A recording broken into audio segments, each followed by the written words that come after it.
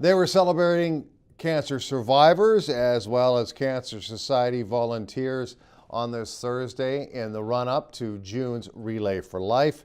We're just days away, however, from Daffodil Days and Daffodil Month as the push begins for groundbreaking cancer research that can only be done through increases in funding. Clarke Heipel was there and files this report. It was a day to recognize volunteers, celebrate survivors, and get set for Daffodil Month. Yes, April is virtually here, pun intended, as this year you can show your support by purchasing a daffodil virtually. It really is a way to honor someone or the memory of someone that perhaps you can't go out and get a pin. Perhaps you don't have access to them. It's a way to do that. Close to a dozen volunteers were recognized on this day.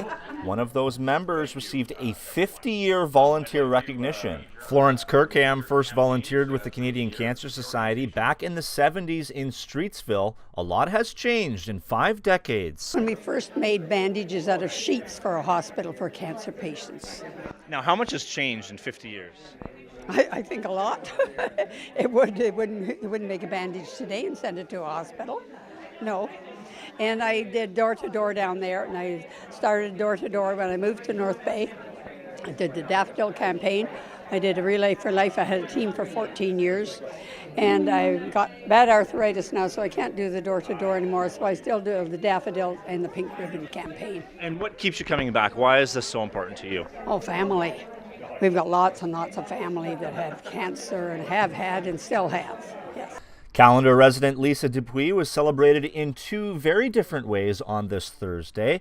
She was recognized for her volunteer service as well, celebrated for her victory over cancer. Especially after my diagnosis, I really stressed for myself the meaning of having to find the silver linings, the rainbow, I guess, if you will, in the diagnosis.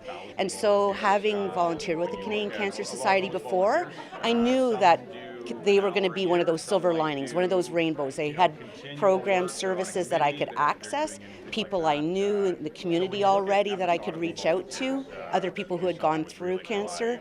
There were a whole bunch of silver linings and rainbows, but they were definitely one of the mainstays, if you will, afterwards. And isn't this the limit on this Thursday? What a story for Kim Kanmacher. This is a 1-year anniversary of being cancer-free. She rang that all-important bell at the North Bay Regional Health Centre on this date last year. I had the opportunity to finish my last treatment of radiation, and together with my family, I was able to ring that bell, and I'll tell you, that sound is something I'll never forget.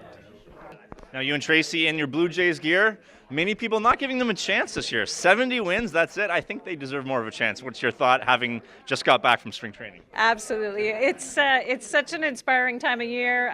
Spring season just marks the beginning of the beginning, and we're all hopeful, like the first day of school, that the Blue Jays will have a great team this year. And speaking of great teams, get your team set for Relay for Life. It goes Friday, June 21st at 22 Wing, and Kanmacher is the honorary survivor. Reporting for Cogeco News, I'm Clarke Heipel.